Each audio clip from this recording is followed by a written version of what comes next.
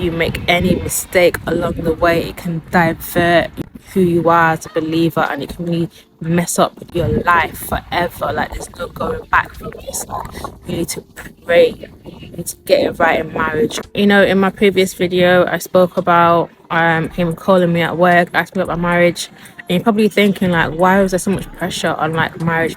But you know, with these churches, they're very sin conscious, they're very legalistic, and it's like, if you commit sexual sin, like, you're doomed for the rest of your life, kind of thing. And they were so afraid of, like, because there's so many young people in the church, they were so afraid of us like sleeping with each other. I don't know why they even think in that way, because if you have a relationship with God, you're not going to just sleep with anybody, kind of thing. Do you know what I mean? Like, it would take a lot for that to happen. But anyway, hindsight is a beautiful thing. So, like I said, heavily involved in the church, going to different cities, different towns, being part of the ministry, part of the workers team. Like, we didn't even have like business meetings on the weekends. Like, church was my entire life. And you know, there was a particular prayer meeting that we had, and after the prayer meeting, the pastor pulls me aside and tells me that, you know, he's sensing that I'm becoming sexually impure, or sexually impure, or I'm losing my sexual purity, and that I really need to, you know, work on my relationship with God, and really like pray more, and to really like pray about my marriage. Like, this is very serious now. Like, you need to pray. You need to pray about this type of thing. And I was just like, whoa, like, are you being serious? Like, and what do you mean that by that, kind of thing? And I was just like,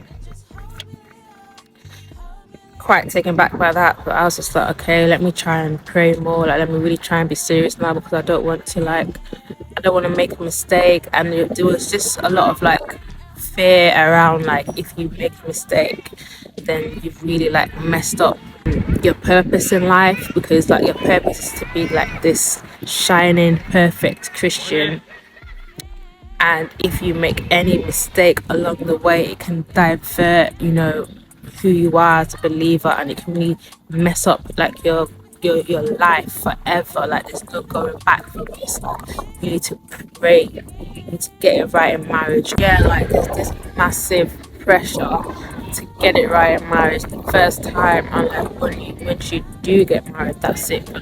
And it is a big, huge commitment, but that added fear of like, you know, messing up or falling into sexual temptation being like the be all and end all in your life being completely over, I think is extremely toxic and like unwarranted, and just unnecessary pressure to you know, marry somebody. And there's a lot of sermons about, you know, marrying someone within the church. Wouldn't say it specifically like that, but you know, he would insinuate a lot about, you know, marrying outside the church and how it can like have complications, and like how they might not be at the same level of spirituality as you, but if they're at the same church as you, it means that they are as spiritual as you are, and are committed to, and they are very committed to God as much as you are committed to God. So within the church is like an added bonus, and the fact that there's like so many people that are on fire for God here means that, you know, it's a win-win. So there was like a lot of prayer meetings at the time. We'd always do like a lot of like spiritual warfare prayers. There was always something happening spiritually that we had to like pray about concerning the ministry, of course. After this particular prayer meeting, I noticed as well that my ex-husband started coming to the prayer meetings, and he used to come before, but now he was very active. He was even coming to the prayer meetings, you know, whilst he was doing his master's at the university. So he was coming to the prayer meetings, and after the prayer meeting, you know, my pastor said to me how, you know, first asking me about my marriage again, and whether I've been praying about it and stuff like that. And then, you know, randomly he was like, oh, that likes you, like he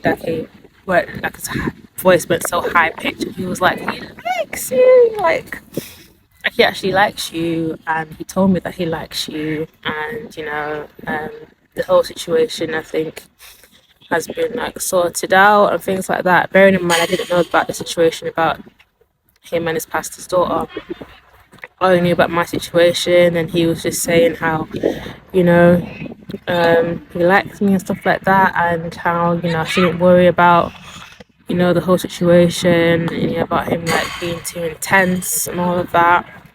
So I started to think that, okay, maybe, I'm overreacting the situation. I clearly wasn't thinking clearly because, first of all, why is there still this conversation about marriage? I've complained to you about this guy, and now you're telling me he likes me. That's when I should have been like, okay, maybe I need to just spend less time going to the church. And I always had like this inward confliction as well. I always felt like I needed to just spend some time not going to church for a while, just to like regather my thoughts and really know what I think and what I believe. And instead of me like believing other people's thoughts and beliefs, I need to like really make a decision on what I believe and what my choices actually are. But because I was so sucked in, I was like so involved, so deeply, heavily under their doctrine as well, that I started to think that, okay, and because I put my pastor on the pedestal, like I said, I'm not perfect, and I am taking accountability for my actions. Yeah, so the camera just cut out there. Issues with memory and that. But yeah, I put my pastor on a pedestal, and it's like, whatever he said, that means that God told him this, and this is legit. That was my attitude. So the fact that the pastor came to me and was just like, listen, this guy spoke to me and he really likes you, and I think he's a good guy, kind of thing. So I obviously completely changed my mind, and I was just like, okay, that means that this guy is really actually serious minded. He's actually, taking God seriously, and he could potentially be, my husband.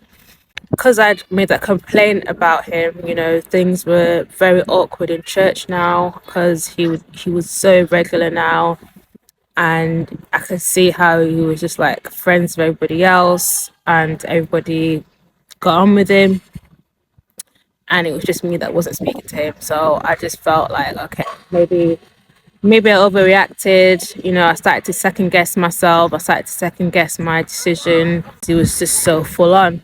So I ended up, after one of the services, we were just like packing away, and like he was just like talking to people in the church and stuff like that. And it was so awkward. So like after the service, I sent him a text, and I was just like, things don't have to be awkward between us. We can at least just talk and like be friends, kind of thing. Like things don't have to be like ops. It's just a bit weird. So he messaged me and was just like, oh, I was actually about to message you the same thing, and I completely agree. We can be friends, we can be cordial. Like, it doesn't have to be any weird situation, kind of thing. So that's how we started talking again.